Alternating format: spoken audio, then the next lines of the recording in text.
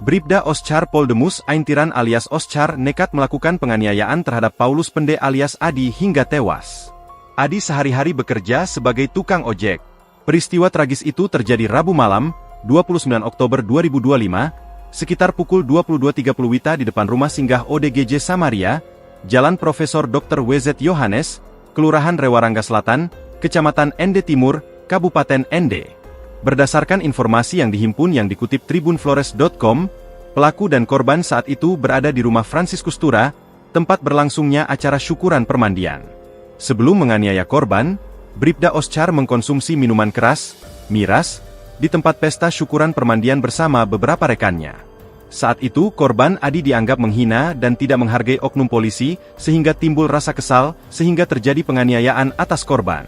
Di tempat pertama ini menjadi pemicu perselisihan antara pelaku dan korban. Bahkan korban sempat menunjuk dan meminta pelaku memanggil bapaknya. Pelaku kesal dengan korban yang dimana korban beberapa kali menghina pelaku dengan mengatakan, "Panggil bapak kau, duduk ngomong di sini," dan menunjuk pelaku seperti meremehkan dan tidak menghormati pelaku.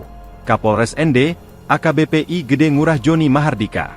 Rupanya, kesal dengan omongan korban maka pelaku melakukan tindak pidana penganiayaan di 3 tempat kejadian perkara, TKP, sampai korban akhirnya meninggal dunia.